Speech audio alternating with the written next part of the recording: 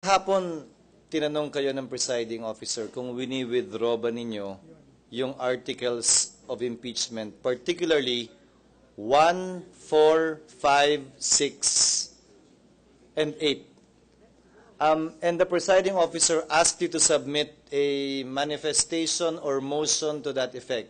May we know if that is forthcoming? Yes, Your Honor. We have already a draft of our manifestation, and we will file it by Friday, Your Honor. To clarify, Mr. Presiding Officer, Your Honor, iba ho yung withdraw sa hindi na kayo magpepresenta ng ebidensya. Ang sinabi niyo sa records kahapon, you are dropping it, you are withdrawing it, you are no longer presenting evidence. At some point you said that. May I know which one is it? The difference, Mr. President, Your Honor, is if you are withdrawing it, that means hindi namin pagbobotohan yung 8. 3 lang ang pagbobotohan namin. If you are merely not presenting evidence, nothing bars the defense from presenting evidence on all 8, and we will have to vote on all 8.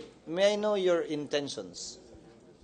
With that clarification, yesterday we said that we are withdrawing the other articles, namely Articles 8, 1, 4, 5, 6.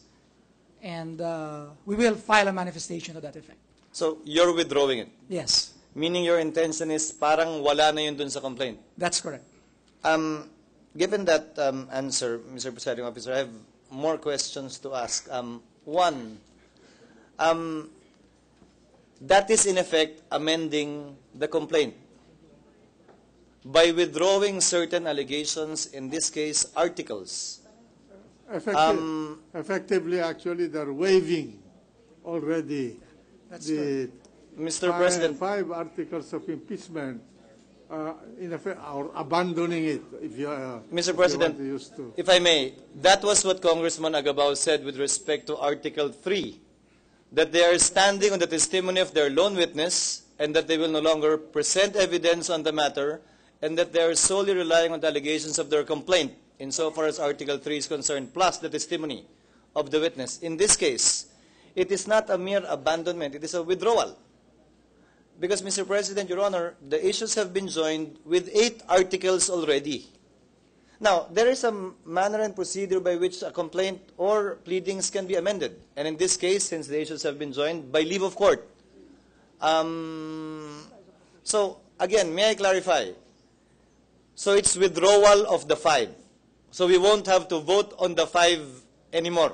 That's the position of the prosecution. No need to vote on the 5 other articles. That's clear. And our position, Mr. President, is that there's no amendment to the complaint. We are simply waiving a right to present evidence and, in effect, abandoning. Mr. President, Your Honor, You are not only waiving a right to present evidence, you have no more right to present any Yes, we have no more right. We're abandoning it. Yeah, abandon. abandoning, surrendering, withdrawing, dropping. Mr. President, may I know, again, this is for future impeachment processes. I hope it will not come anytime soon. But may I know, did the prosecutors consult with the complainants of the case? Because this is a substantial amendment with respect to the articles of impeachment. And I heard the good gentleman yesterday when he was interviewed, he said he consulted with the Speaker of the House. May I know, because the prosecutors, the 11-man prosecution panel, merely represent the 188 complainants. In other jurisdictions, even a mere postponement of trial, the prosecutors consult the House. In this particular instance, may I know if, and they pass a resolution to that effect, may I know if there is such a procedure taken or undertaken by the panel of prosecutors? If it's a formal consultation with the 188 signatories, we did not. We consulted, for the record, the Speaker of the House and the Majority Leader, and we were given full discretion, blanket authority on how to present the case. It's a prosecutorial discretion. We're given that discretion, And now we are waiving a right with respect to the 5 others, and we're sticking, as the Senate President puts it, we will will stand or fall on the 3 articles, namely Articles 3, 7, and especially 2. Mr. President, I do not wish to debate nor argue with the distinguished Chief Prosecutor, only to place on record that the withdrawal of articles of impeachment is a substantial decision, and to my mind, it's not merely prosecutorial discretion. Perhaps what evidence to present, which witness to present, is prosecutorial discretion.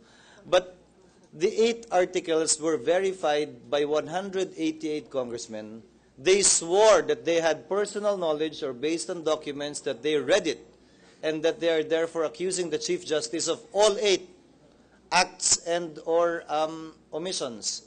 My fear, Mr. President, Your Honor, is while the prosecutor, Chief Prosecutor, considers this as a mere dropping withdrawal, but it would still constitute, in effect, an amendment of the complaint, which might present several other complications that we might not be prepared to encounter and face, given the problems we've been seeing in connection with this trial. I just hope that that can be clarified in your motion and manifestation that you will file, Your Honor, so that everything we do here can be used as a good precedent for future impeachment cases and students of the law.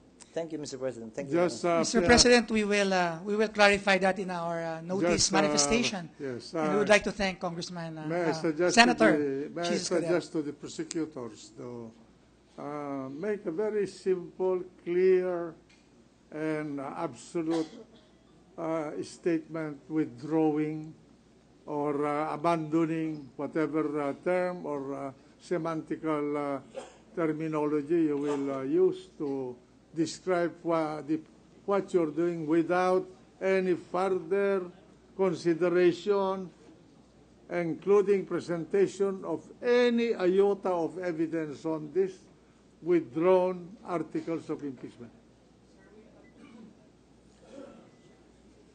Mr. President, Yes. No, I just want to know the reaction of this. We will do that, sir. All right. Mr. We will make it very, very clear. Yes. Okay. Mr. President, may we recognize Senator Alan Cayetano? Mr. President, kanina po Minority Floor. nabanggit ng Chief Prosecutor ni Congressman Tupas na sayang yung time ng court kasi kung matagal pa yung hearing. Well taken po yun, but